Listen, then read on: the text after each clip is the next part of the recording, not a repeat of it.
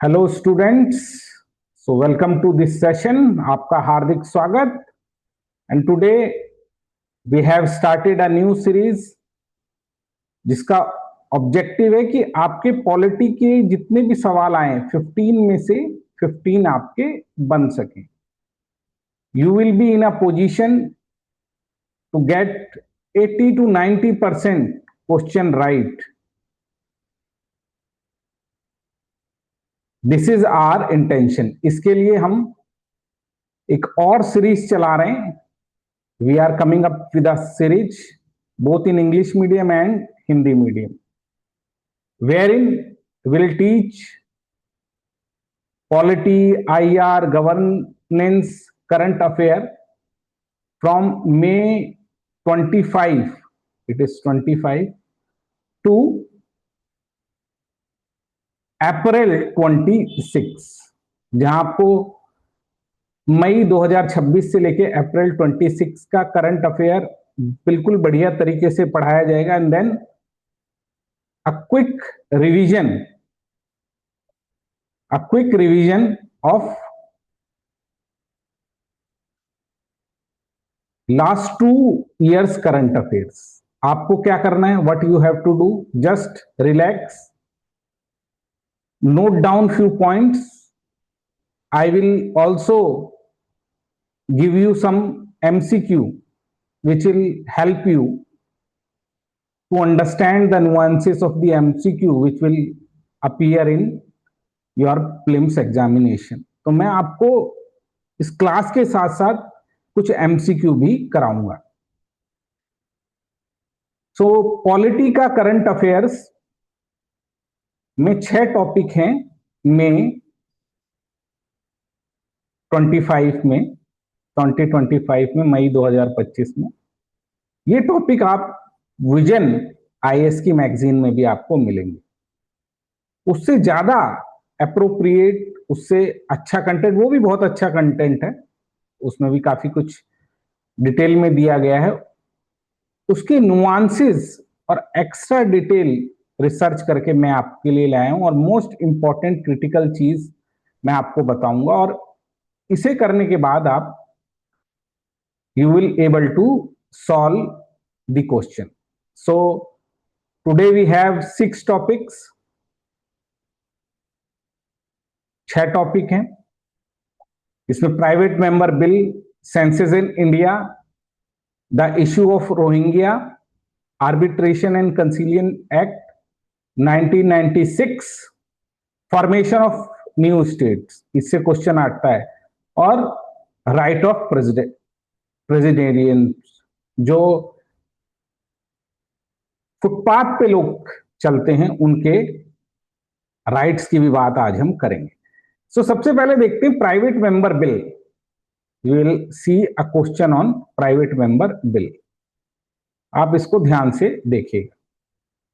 Consider the following statement regarding a private member bill in Indian parliament. It is, इससे हमें clarity होगी कि हमें किस तरह पढ़ना चाहिए। What all detail are important. मैं अभी आपको नुआंसेस बताने का बताऊंगा। It is a bill introduced by any member of parliament who is not the minister. Its introduction in the house require 1 month notice, while third statement, a government bill can be introduced and discussed on any day. A private member bill can be introduced and discussed only on Fridays. The rejection of private member bill by house has no implication on the parliamentary confidence in the government. अब आपको ये पढ़ना है। एक और question है, इसको भी हम देखेंगे। इस क्वेश्चन को भी हम देख लेते हैं। With the reference to private member bill in Indian parliament consider the following statement.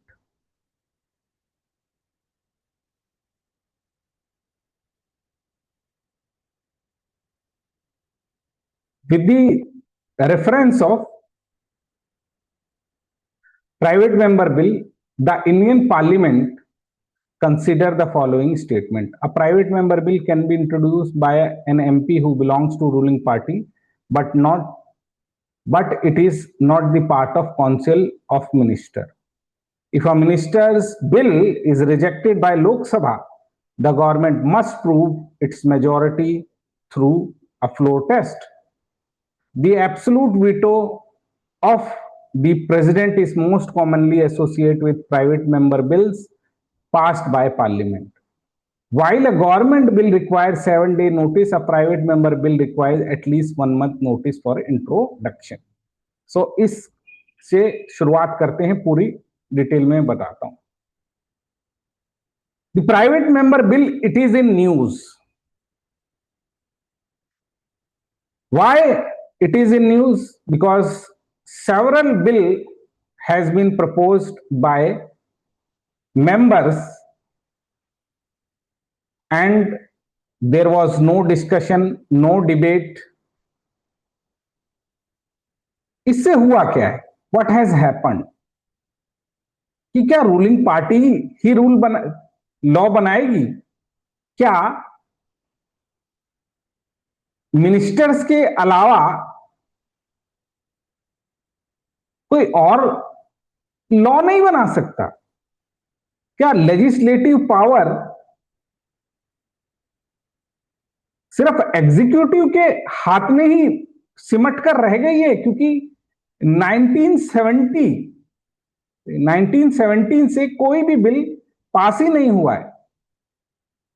तो there is a debate, is the legislature is also run by the executive? क्या ये मंत्रिमंडल, कैबिनेट ही लेजिस्लेचर को चलाएगा? इसी से इस डिबेट की शुरुआत होती है. तो what is a private member bill? So private member bill constitution में कहीं नहीं लिखा है. First point you have to remember, it is not mention in the constitution. It is mentioned in the rule book of Lok Sabha and Rajya Sabha. This is point number 1. You have to remember this thing, that it is mentioned in rule book of Lok Sabha and Rajya Sabha. It is not mentioned in the constitution, even though it follows the process which is mentioned in the constitution of passing a bill through enactment of the act. When finally it is approved, the consent made by the president, but it is not mentioned in the constitution. So definition क्या है? Any member of parliament who is not the minister, including those from the ruling party. Simple सा अर्थ है कि जो भी council of minister आएंगे उनको आप मिनिस्टर कहते हैं. कितने होते हैं वो? 70-80 हो सकते हैं. 10% ऑफ लोकसभा रहते हैं. उनको छोड़कर चाहे बीजेपी का ही बंदा हो, रूलिंग पार्टी का ही बंदा हो, एमपी हो, वो जो भी बिल लाएगा वो क्या कहलाएगा? वो प्राइवेट मेंबर बिल कहलाएगा. Then what is the procedure? Procedure speaker का प्रोरोगेटिव है. It is the prerogative of the speaker कि वो इस बिल को माने या ना माने. ये this is second important fact कि administrability of a bill is the prerogative of Speaker of Lok Sabha and Chairman. There is a committee, Private Member Bill and Resolution Committee, ki what is happening to those bill who are put forward by private members. So there is a committee in Lok Sabha which is chaired by Deputy Speaker.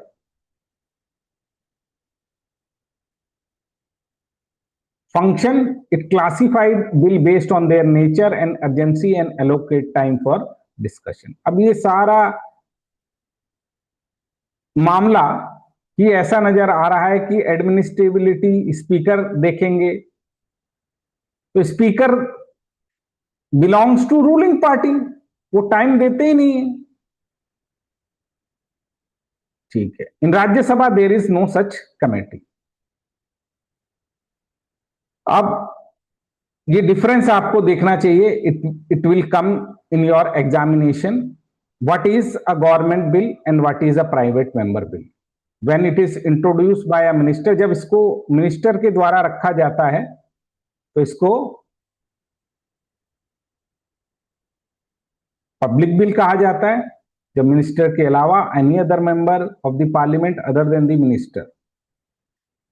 Public bill ruling party की policies को reflect करता है, जबकि private member bill shows the stand of opposition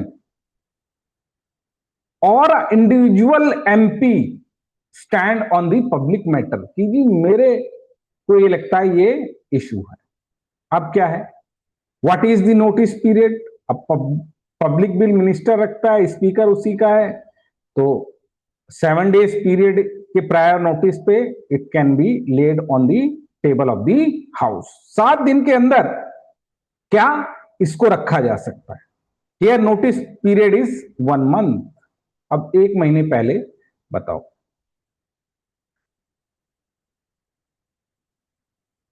introduction and discussion on public bill, government bill, Monday to Thursday, and it can only introduce and discuss on Friday. अब बताओ, सिर्फ Friday का ही time आपने दे दिया तो क्या होगा, क्या ये अच्छे से डिस्कस हो पाएगा? नो। वीक में एक बार ड्राफ्टिंग लॉ मिनिस्ट्री हेल्प करती है in the concern, drafted by the concern department in consultation with law ministry. तो पूरी हेल्प मिलती है उस मिनिस्ट्री की जो बनाना चाहता है। लॉ मिनिस्ट्री अच्छे से फ्रेम करती है, हेल्प करवाती है, इसीलिए बिल अच्छे से रखे जाते हैं। यहां इंडिविजुअल एमपी की रिस्पॉन्सिबिलिटी, अब उसे ये पता नहीं ड्राफ्ट कैसे करना है, लॉ मिनिस्ट्री उसके साथ नहीं है, तो आधी बार तो वो प्रोसेस फॉलो ही नहीं कर पाता। Most of the time it is not able to follow the process.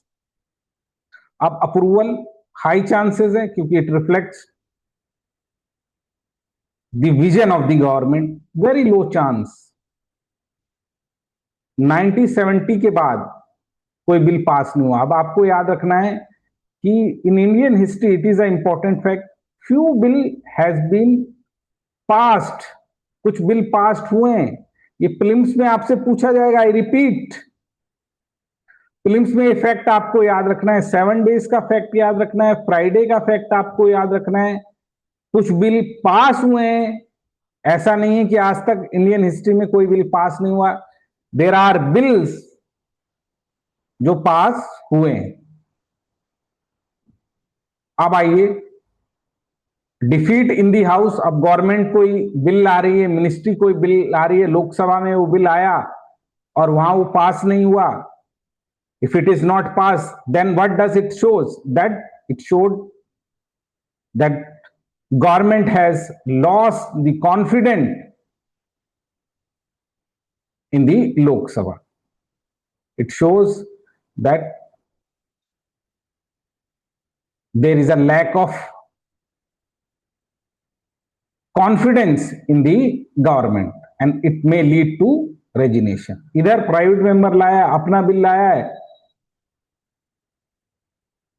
पास नहीं हुआ, कोई बात नहीं, उसे क्या दिक्कत आ रही है, उसे कोई दिक्कत नहीं है। तो दिस इज द इशू। तो अब सजेशन है, ये आपको याद नहीं रखना, क्या करना चाहिए, how we can improve the situation.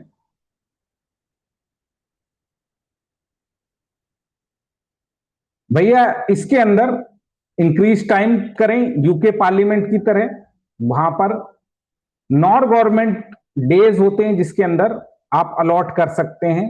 UK के अंदर जो अदर मेंबर्स होते हैं वो भी बिल ला सकते हैं। उनको टाइम अलॉट होता है,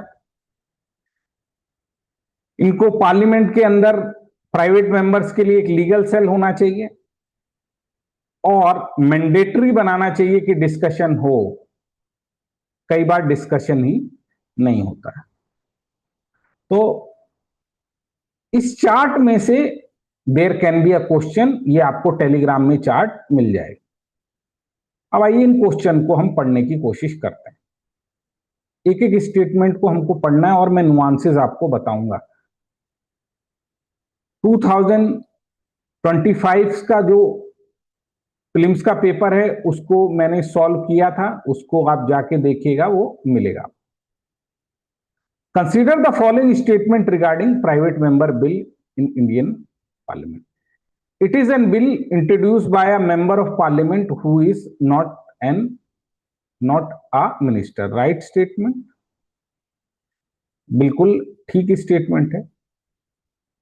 Its introduction in the house require 1 month notice. अब ये क्रिटिकल फैक्ट है, नॉट अ मिनिस्टर, 1 month और 7 days, ये दीज आर क्रिटिकल फैक्ट्स, आपको ये रिमेंबर करने ही होंगे। While a government bill can be introduced and discussed on any day, a private member bill can be introduced and discussed only on Fridays. ये भी ठीक है। The rejection of private member bill by the House has no implication on parliamentary confidence in the government.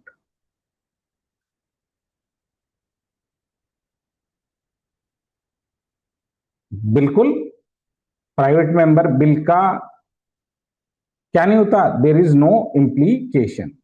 So what does it means? It means all the statements are correct. Next question,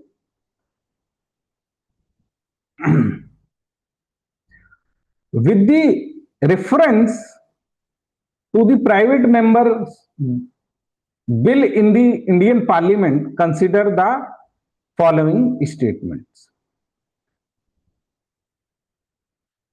A private member bill can be introduced by an MP who belongs to ruling party but not the part of Council of Minister. तो अभी आपने बड़ा ये not लगा के ही, but लगा के, this is the way, जहां पर वो किसी भी क्वेश्चन को क्या करते हैं, राइट या रॉन्ग बनाते हैं। इसके ऊपर आपको क्या देना है, you need to pay attention.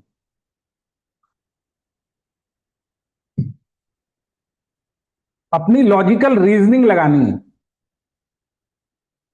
Can be introduced by an MP who belongs to the ruling party but not the part of council of minister, no. और यस, बिल्कुल आपने देखा है private member bill council of minister के अलावा क्या कर सकता है, कोई भी पेश कर सकता है। It can be. तो फर्स्ट स्टेटमेंट इज राइट। अब यही आपको स्किल सीखनी पड़ेगी कि मैं कैसे स्टेटमेंट्स को ठीक से रीड आउट करूं, how I can read these information in a good manner.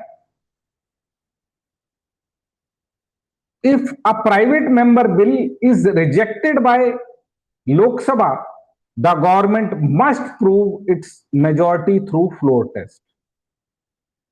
Private member bill में गवर्नमेंट का क्या रोल है, what is government has to do with the private member bill?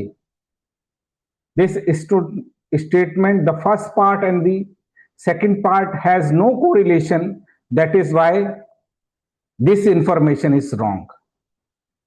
The absolute veto of the president is the most commonly associated with private member bill passed by the parliament. Absolute veto of the president is most commonly associated with the private member bill passed by the parliament. अगर मान लो गलती से पास भी हो गया तो president उसको आगे नहीं बढ़ाता है। ठीक है, इसको देखेंगे हम। while the government will require a 7-day notice, a private bill requires at least 1 month notice for introduction. This information we know, it is right. So we outrightly knows that second statement is wrong. यहां आप even if you are able to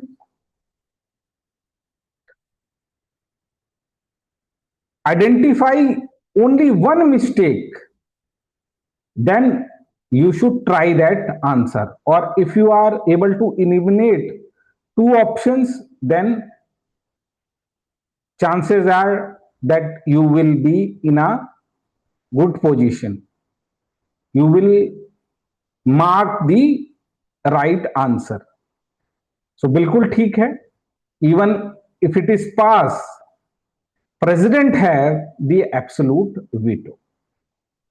I hope आपको ये question समझ में आ गया होगा, पूरा टॉपिक समझ में आ गया होगा. अगर समझ में आ गया है तो आप कमेंट सेक्शन में इंकरेज कीजिएगा कि आपको समझ में आ गया. अब एक और क्वेश्चन हम लोग देखते हैं. क्या क्वेश्चन है, कौन सा टॉपिक है? Census of India. अब what can be the question from census of India? तो फर्स्ट क्वेश्चन कुड बी कि सेंसस कंकरेंट लिस्ट में है, कि यूनियन लिस्ट में है, कि स्टेट लिस्ट में है. Is there any law on census? Is there any office which is solely responsible for the activity related to census, and under which ministry its work? Or what is the difference between a census and a socio-economic survey? These are the nuances you should know. इतने nuances आपको पता होने चाहिए. और अब तक कितने census हुए हैं? पहला सेंसस कब हुआ? परमानेंट सेंसस कब हुआ? जो आप इशू देखते हैं वो तो इशू है ही, लेकिन आपको यह भी पता होना चाहिए कि किस तरह से बेसिक बैकग्राउंड में जाकर सवाल निकल सकता है. चलिए बच्चों, बैकग्राउंड से सारी चीजों की शुरुआत करते हैं. एकदम बैकग्राउंड से पढ़ते हैं कि लॉर्ड मेयो, फिर इस क्वेश्चन को देखेंगे. लॉर्ड मेयो फर्स्ट व्यक्ति था जिसने क्या किया, फर्स्ट सेंसस कराए. लेकिन वो सिंक्रोनस नहीं थे, कभी यहां हुए कभी वहां हुए, और कुल मिलाकर वो अच्छी स्थिति में नहीं था. तो फर्स्ट अटेम्प्ट वाज इन 1872. उसके बाद फर्स्ट सिंक्रोनस व्यवस्थित रूप में, स्ट्रक्चर रूप में लॉर्ड रिपन ने कराए, जिसमें WC पाउडन, ये नाम याद रखना है आपको, लॉर्ड मेयो, और 1881 लॉर्ड रिपन. उसके बाद एवरी 10 ईयर. और वहीं से फिर ये जितनी भी हमारी इकोनॉमिक पॉलिसीज हैं, रिजर्वेशन पॉलिसीज हैं,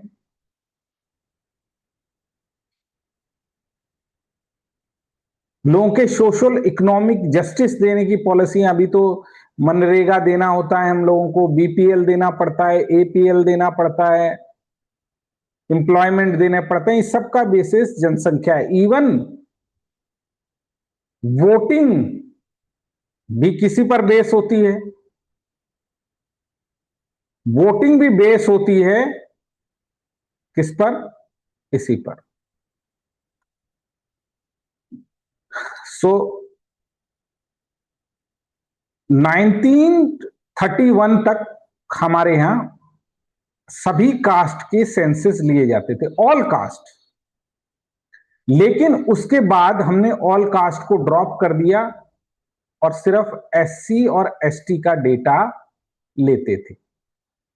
ये आपको याद रखना है। उसके बाद जितने भी कास्ट सेंसस हुए, this is a important fact, films में आपसे पूछा जा सकता है कि एससी और एसटी का ही डेटा वो रख रहे थे। फिर जब भारत आजाद हुआ, सो हमने बोला फिल्म्स पर जरा फुल पे अटेंशन, हमने बोला कि यूनियन लिस्ट में होगा सेंसस आर्टिकल 246 में, 7 शेड्यूल में ये एंट्री नंबर 69 रखी गई, और बोला पार्लियामेंट के पास पावर है कि वो सेंसस को देखे। उन्होंने एक एक्ट बनाया, द सेंसस एक्ट ऑफ 1948, और बोला कि भाई हमारे पास एक्ट है, हर एक 10th ईयर में हम कुछ क्वेश्चन पूछेंगे, उसका जवाब सब देंगे, और उसमें ही कॉन्फिडेंशियलिटी का क्लॉज लिखा कि जो भी डिटेल इकट्ठा की जा रही है, it will not be used as evidence in court of law और access of any authority for non statistical purpose. कौन सी मिनिस्ट्री के अंदर? हमने एक ऑफिस बनाया, registrar general of census of commissioner of India और मिनिस्ट्री ऑफ होम अफेयर्स। तो कौन इसका आपको देखते हैं बच्चों? डियर स्टूडेंट्स, इस काम को होम मिनिस्ट्री देखती है, उसमें रजिस्ट्रार जनरल ऑफ सेंसस देखते हैं।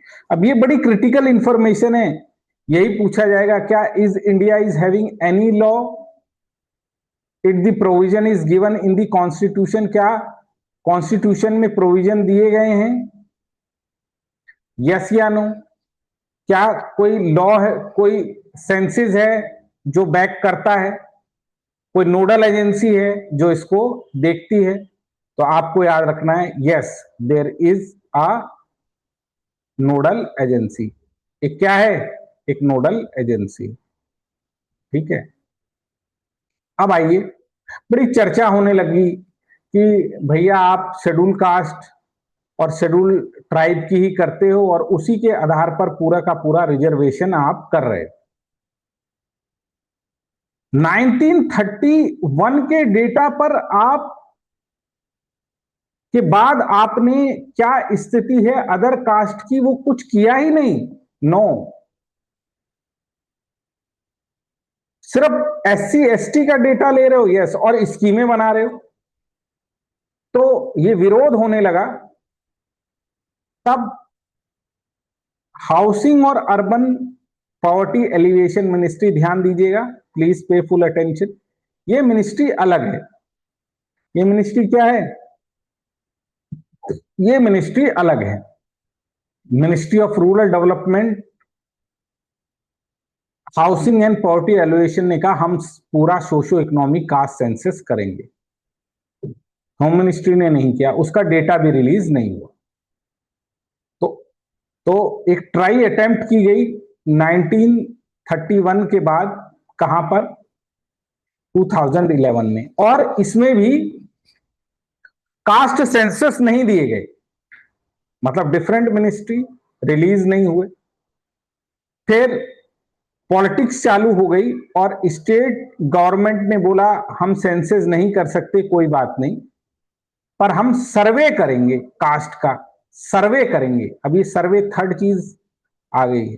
बोला हमारे पास, हमें देखना है हमारे स्टेट के अंदर किस कास्ट का क्या रिप्रेजेंटेशन है, क्या पॉलिसी है, हम करेंगे। और एक कोर्ट में केस गया कि क्या वो कास्ट का सर्वे कर सकते हैं?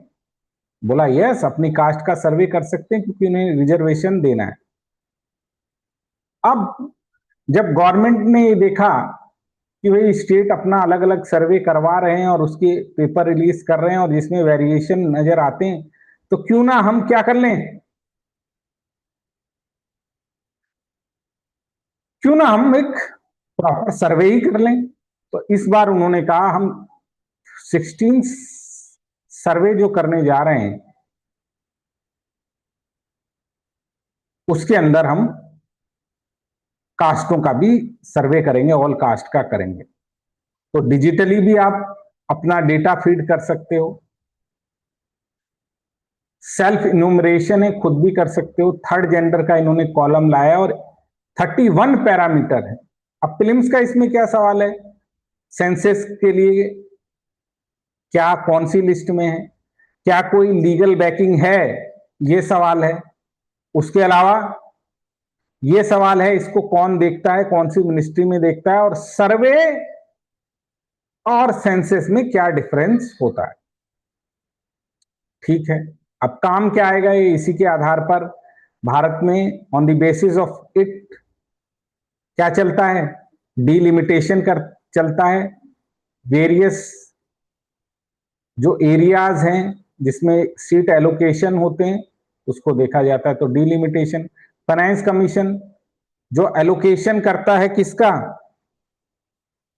जो एलोकेशन करता है वेरियस सेंटर और स्टेट के रिलेशन का, फाइनेंस के डिसीजन का जो प्रपोजल बनाते हैं वो अभी डेटा का आधार है 2011। अब उनको नया बनाना चाहिए, स्कीम्स इसी पर आती हैं। तो आपको सेंसस समझ में आया। अभी एक नेशनल पॉपुलेशन रजिस्टर भी बन रहा था आसाम के अंदर मुसलमानों को भगाने के लिए। तो सिटीजन एक्ट 1955 से बनता है कि हम पॉपुलेशन का रजिस्टर बनाएं, वो रेजिडेंट्स का रहता है। अब एनपीआर में मत जाइए, इश्यू पुराना हो चुका है, आप इस पे फोकस कीजिए। सेंसस एक्ट 1948 पे लीगल बैकिंग है, ये सिटीजनशिप के लिए है, रेजिडेंट का डेटा लिया जाता है। ठीक है, आइए अब कास्ट सर्वे आपने देखा बिहार और आंध्रा ने करवाए और सेंसस में अंतर होता है, और इसी के आधार पर एक आर्टिकल 340 दिया गया है जिसमें प्रेसिडेंट इंपावर है कि जो अदर कम्युनिटी है, बैकवर्ड क्लास है, उसका अगर उसके पास डेटा हो तो कमीशन बना सकता है। और ऐसे कमीशन 3 अभी तक बने भी हैं, एक इसमें दिया नहीं है जिसके लिए रिजर्वेशन दिया गया था ओबीसीज को। एक था मंडल कमीशन, पहला था काका केलकर, दूसरा था मंडल, और तीसरा अभी एक और कमीशन बना है रोहिणी कमीशन। तो ये आपने देख लिया, सारी इंफॉर्मेशन आप याद कर लीजिएगा। आप जरा इस सवाल को हम देखते हैं। The census subject is listed in concurrent, no it is listed in union. Union में दिया गया एंट्री नंबर कितनी है 69, ये गलत होगी। The census act 1948 provides a legal framework for conducting session, but it does not explicitly mandate the collection of data of caste other than scheduled caste and क्या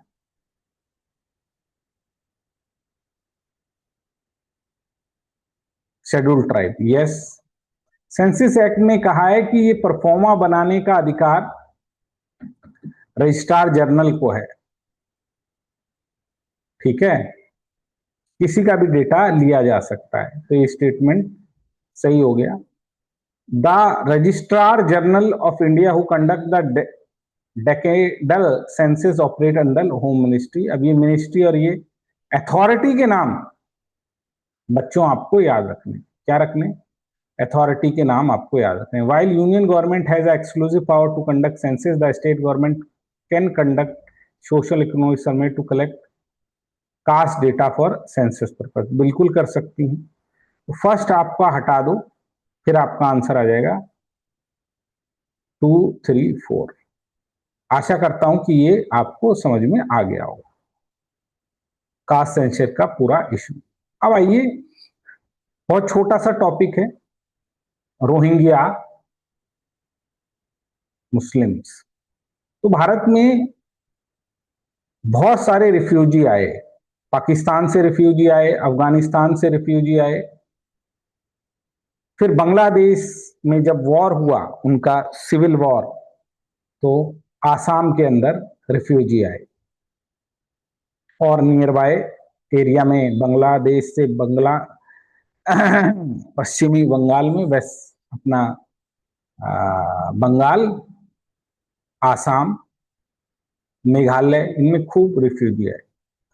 अब म्यांमार से आ रहे हैं, और भारत के अंदर ये सवाल आ सकता है कि क्या रिफ्यूजी को लेके भारत की क्या पॉलिसीज है, उसके क्या एक्सेप्शन है। तो भाई, जब कोई बाहर से रिफ्यूजी आता है तो वो ह्यूमैनिटी के नाते उसका वेलफेयर करना हमारा क्या है, हमारा ऑब्जेक्टिव होना चाहिए। यस या नो? यस, बिल्कुल होना चाहिए। ह्यूमैनिटी के नाते उसकी रक्षा करना हमारा ऑब्जेक्टिव होना चाहिए। साथ ही साथ में वो हमारी सिक्योरिटी को लेकर थ्रेट ना हो, ये भी हमें क्या करना है, ये भी हमें देखना है। हमारे रिसोर्सों का क्या ना हो, हमारे रिसोर्सों का दुरुपयोग ना हो, मिसयूज ना हो। वो इंडिया के रिसोर्स क्या इतने हैं कि हम सबको सपोर्ट कर सकते हैं? तो उसका भी आंसर है, इंडिया में इतने रिसोर्स नहीं है। तो कुल मिला के ये डिबेट होती है। दूसरी तरफ इंटरनेशनल गवर्नमेंट का ये मानना है, इंटरनेशनल ऑर्गेनाइजेशन का, कि भाई वो ह्यूमन है तो उनको राइट्स होने चाहिए। तो अभी केस हुआ, ये इंपॉर्टेंट नहीं है, Mohammad Salimullah versus union of India. अब इसका क्रक्स आपको पता होना चाहिए कि भारत में रिफ्यूजी को लेकर भारत की क्या पॉलिसी। तो भारत में हमने जो इंटरनेशनल ट्रीटी है, रिफ्यूजी कन्वेंशन, हमने वो साइन नहीं किया है, क्योंकि उसको साइन करने का मतलब ये इंटरनेशनल ट्रीटी को कि आप फिर सारे लॉज उसके मानोगे, और भारत में हमेशा से इशू रहा है। तो हमने कोई इंटरनेशनल कन्वेंशन आज तक साइन नहीं किया। उसी के ऊपर एक ये क्वेश्चन भी है, 1951 UN convention related to status of refugee, तो हमने इसको साइन नहीं किया क्योंकि हम ऑब्लिगेशन में नहीं आना चाहते। तो हमारे यहाँ रिफ्यूजी को लेकर क्या कोई एक्ट है? उसका आंसर है no. We do not have any specific act to deal with refugee. बाहर से लोग आएंगे तो हम क्या करेंगे, इससे रिलेटेड कोई एक्ट नहीं है। तो क्या किया जाए? हमारे पास एक फॉरेन एक्ट 1946 है, जो कहता है बाहर से अगर कोई फॉरेनर यहां आ गया तो उसको हम डिपोर्ट करेंगे। कोई भी हो, रिफ्यूजी आए, जो बिना किसी उसके आ गया, उसको हमको डिपोर्ट करने का क्या है, राइट है। उसको दिखाना पड़ेगा उस पर वैलिड डॉक्यूमेंट है कि नहीं। इसी तरीके से हमारे पास पासपोर्ट को लेके भी एक एक्ट है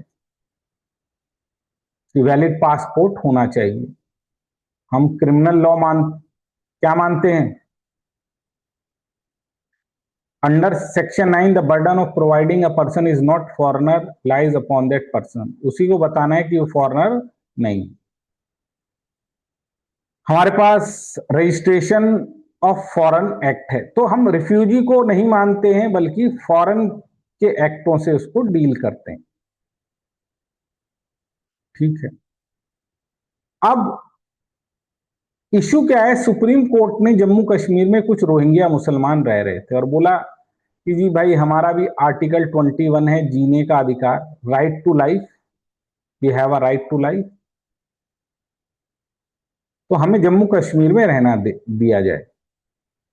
गवर्नमेंट ने कहा कि भाई सुप्रीम कोर्ट ने कहा यस यस यस, आर्टिकल 21 सिर्फ सिटीजन के लिए नहीं है, ध्यान देना। ठीक है, आपने रिफ्यूजी पर साइन नहीं किए तो आप ऑब्लिगेशन में नहीं है, लेकिन आर्टिकल 21 तो सबके लिए है, सिटीजन के लिए भी है और पर्सन के लिए भी है। तो कई बार सुप्रीम कोर्ट ने कहा इनको राइट्स आप दीजिए, उनकी लाइफ को मत छीनिए, लेकिन जब बात समझ में आई कि ये तो सिक्योरिटी के लिए थ्रेट हो सकता है और जम्मू कश्मीर से उनको निकाला गया, तो सुप्रीम कोर्ट ने कहा कि हाँ आर्टिकल 21 आपको है, आपको कोई जान से नहीं मारेगा, लेकिन इसका मतलब ये नहीं है कि आप कहीं पर भी चले जाओगे। नो, राइट टू रिजाइड और settle in any part of India is in article 29, और 29 जो का पार्ट 1 और इसका सब क्लॉज ई, ये एक्सक्लूसिव सिटीजन को मिलता है। आपको याद करो 15, 16, 19, 29, आर्टिकल 30 ये किसको है? केवल इंडियन सिटीजन को है। तो आप वहां जाके अगर बस रहे हो और आपको वहां से हटाया जा रहा है तो आप क्या नहीं कर सकते, आप वो कुछ नहीं रोक नहीं सकते, आप ये नहीं कह सकते कि ये आपका राइट है। तो अब ये आर्टिकल टकराने लगे। उन्होंने बोला कि हमारा राइट है अंडर आर्टिकल 21, राइट तो है पर इसका मतलब ये नहीं है कि आपका आर्टिकल 29 भी आपके साथ है कि आप कहीं भी बच जाओगे। तो उनको हटा दिया गया और उन्होंने जो केस किया था उसको नहीं माना गया। अब आपको याद क्या रखना है? याद ये रखना है कि भारत ने किसी ट्रीटी पर साइन नहीं की, ये बात आपको याद रखनी। कंसिडर द फॉलोइंग स्टेटमेंट कि हमने regarding the legal status of refugee in India. India is a signatory to UN 1951 UN convention relating to the status of refugee. ये सवाल क्या हो जाएगा?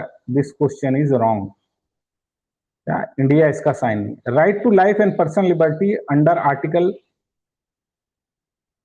21 of the constitution is available to refugee and illegal migrate, बिल्कुल है, वो सबको होता है। द फॉरेन, अब ये इस कॉन्टेक्स्ट में है, grant the central power to devote foreign national, बिल्कुल देता है। क्या कर सकता है कि फॉरेन एक्ट के तहत सेंट्रल गवर्नमेंट को पावर है कि वो किसी फॉरेन नेशनल को और रिफ्यूजी को भी हटा सकता है। तब क्या हो जाएगा बच्चों? First statement is wrong and 2 and 3 are correct. जो जो मेन की पॉइंट थे कि भारत में रिफ्यूजी को लेकर कोई स्पेसिफिक एक्ट नहीं है, हम फॉरेनर्स एक्ट 1946 से सब चीजों को डील करते हैं, और हमने कन्वेंशन पर साइन नहीं किए, आर्टिकल 21 उनके पास है, लेकिन इसका मतलब ये नहीं है कि वो कहीं पर भी जाकर बस जाएंगे, ये राइट उनके पास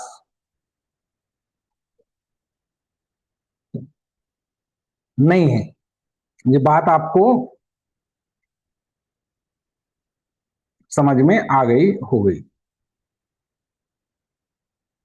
ठीक है, थैंक यू। अब आइए,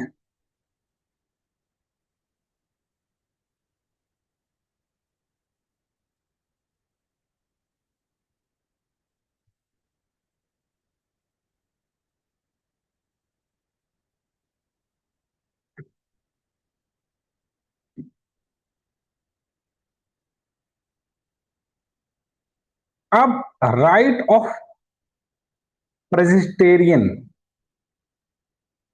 जो ये पैदल चलते हैं फुटपाथ पर, उन लोगों के भी अधिकार हैं। क्यों जी? रोड पर इश्यू कहां से आता है? बाइक चल रही है, बस चल रही है, कार चल रही है, so much is moving around, जहां पर जो फुटपाथेरियंस हैं, प्रेसिटेरियंस हैं, वो अपने आप को कीड़ा मकोड़ा समझते हैं, उनको कोई भी कुचल कर चला जाता है। तो सुप्रीम कोर्ट ने क्या कहा? सुप्रीम कोर्ट ने कहा right to privacy is under article 21, right to life. ये किसके अंदर आएगा?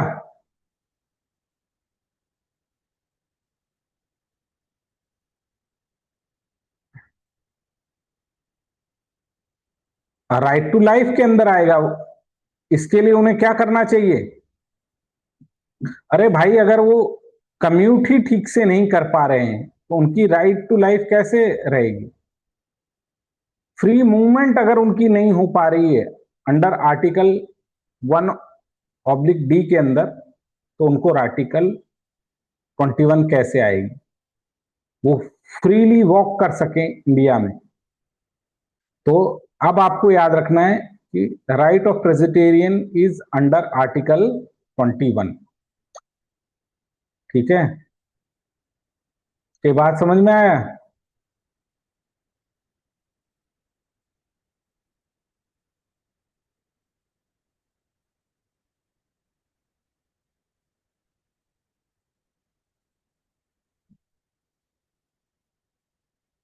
क्या बात समझ में आया? सेफ इन्वायरमेंट और राइट टू वॉक फ्रीली इसके अंतर्गत आता है। ये इतनी बात आपको रखनी है, बस एक ही बात याद रखिएगा, आर्टिकल 21 के अंदर ही राइट टू प्रेसिटेरियन है। ठीक है, और आर्टिकल 19 के डी में भी ये आता है। इसके अंदर भारत में कोई प्रेसिटेरियन के लिए एक्ट है? The answer is no. कोई अलग से एक्ट नहीं है, ये बात आपको याद रखनी है। मोटर व्हीकल एक्ट के तहत ही इनको किया जाता है। अब कैसे लोग अपने राइट को एंजॉय करेंगे? जेब्रा क्रॉसिंग हो सब जगह पर, सब जगह पर फुटपाथ बना हो। चाइना में आप जाएंगे तो आप देखेंगे कि इस तरह की चीज है ना। अब आइए सिक्किम। अब यूपीएससी में इस तरह के सवाल आते हैं और ये चैप्टर आपके लिए बहुत इंपॉर्टेंट है। कौन सा? कि कौन सा स्टेट कम फॉर्मेशन हुआ। कई बार एक्ट पूछता है और कई बार सीक्वेंस पूछता है। क्या पूछता है? एक्ट और सीक्वेंस। एक्ट और सीक्वेंस, तो आपको एक्ट और सीक्वेंस पर क्या रखना है? ध्यान रखना है। ठीक है, तो अभी हुआ क्या है, 50th स्टेटहुड मना रहा है सिक्किम। तो सिक्किम कैसे इंडिया से जुड़ा, कौन से एक्ट से जुड़ा, ये इंपॉर्टेंट है। तो 35th अमेंडमेंट एक्ट में 1974 में ये हमारे साथ एसोसिएट स्टेट के रूप में आया। किस रूप में आया बच्चों? एसोसिएट स्टेट के रूप में आया। एक हमने 10th शेड्यूल बनाया जहां इसको हमने एसोसिएशन ज्ञान दिया। ध्यान देना, ये 10th शेड्यूल वो 10th शेड्यूल नहीं है जो एंटी डिफेक्शन के लिए आता है। तो हमने बोला कि आओ भाई आप एसोसिएट स्टेट हमारे बन जाओ। फिर नेक्स्ट ईयर वहां पर रेफरेंडम हुआ और वहां पर 97.5% लोगों ने कहा हमें इंडिया के साथ रहना है। और इसी अमेंडमेंट एक्ट से हमने 22वां फुल फ्लडेड स्टेट किसको बना दिया बच्चों? हमने फुल फ्लडेड स्टेट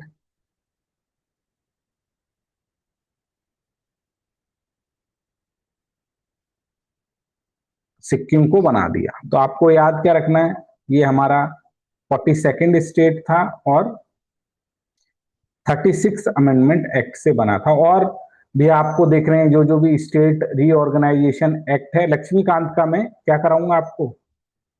रिवीजन कराऊंगा। क्या कराऊंगा? लक्ष्मीकांत का पूरा मैं आपको रिवीजन कराऊंगा। उस क्लास को आप ज्वाइन कीजिएगा, आपका सारा काम हो जाएगा। अब आइए आखिरी टॉपिक आज का, टॉपिक नंबर 5। यहां पर पूरा करंट अफेयर आपका क्लियर हो जाएगा। तो हमारे यहां पर हमने एक एक्ट बनाया है, आर्बिट्रेशन एंड कंसीलिएशन एक्ट 19 96। अब इसका मतलब क्या होता है कि भैया आप कोर्ट केस में जाओगे, बहुत टाइम लग जाएगा, फिर लोअर कोर्ट में जाओगे, हायर कोर्ट में जाओगे, और जिससे आपका बहुत सारा टाइम वेस्ट होगा। क्यों ना आप आर्बिट्रेशन में चले जाओ, कंसिलिएशन में चले जाओ और अपने मुद्दों को आप सुलझा दो। तो एक एक्ट पास हुआ, आर्बिट्रेशन एंड कंसिलिएशन एक्ट 1996, जो चर्चा में क्या कि वहां जाकर आप अपने मुद्दे क्या कर सकते हो,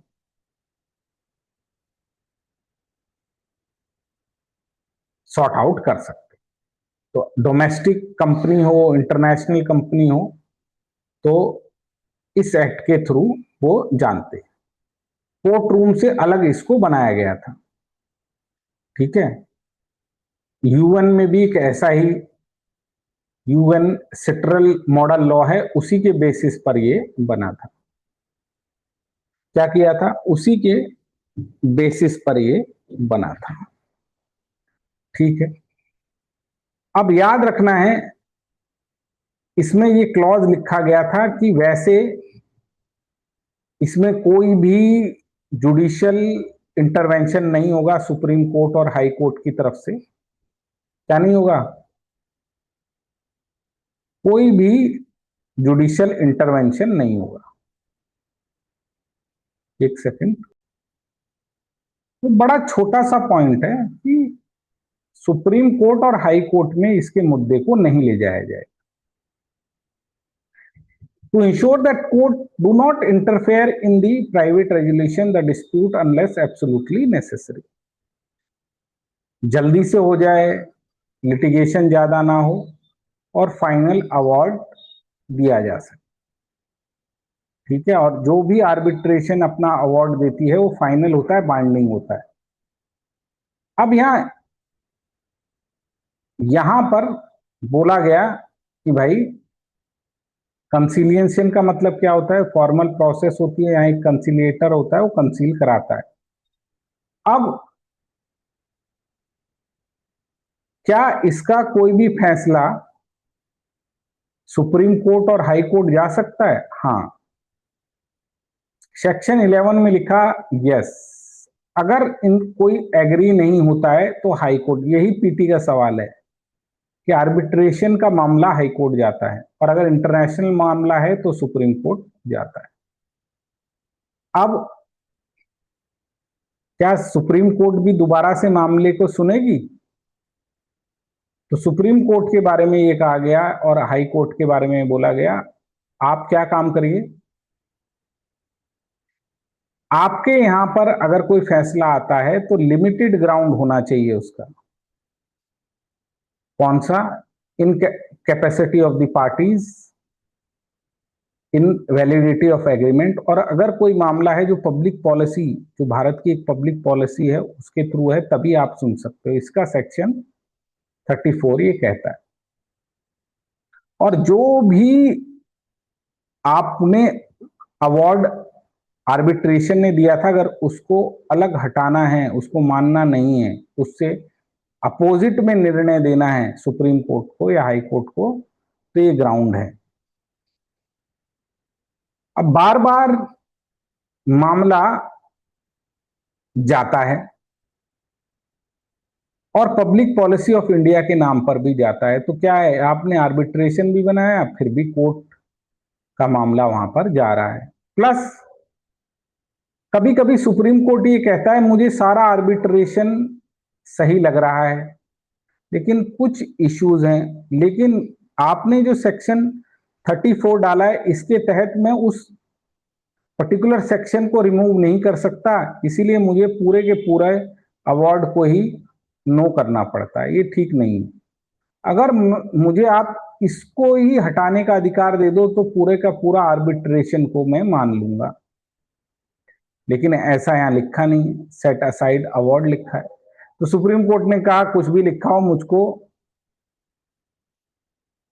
सुप्रीम कोर्ट की एक स्पेशल पावर है जिस पर कई बार सवाल पूछा गया है। There were many question asked on this topic, article 1 40, ठीक है,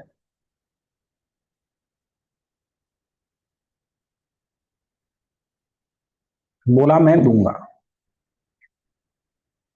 तो सुप्रीम कोर्ट ने ये बोला कि भाई मैं दूंगा, और उसने एक केस हुआ है अभी, और उन्होंने बोला कि मेरे को यस या नो नहीं, मुझे अवार्ड को मॉडिफाई करने का भी अधिकार है।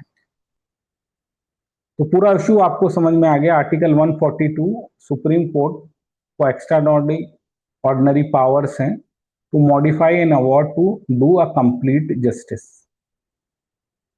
अब याद रखना, this right only belongs to supreme court. ये प्रीलिम्स का सवाल है। मैं पार्शियल सेटिंग को भी असाइड कर सकता हूं। The court have stated serving a bad part of a award from a good part, I have this right if the illegal portion can be separated without affecting the rest, the court must assign only a special। पहले क्या था कि या तो पूरा हटाने का ही अधिकार, उसने बोला नहीं, मुझे आर्टिकल 142 के तहत ये अधिकार भी है, पूरा करता हूं फिर दोबारा से केस चलता है, वो सही नहीं है।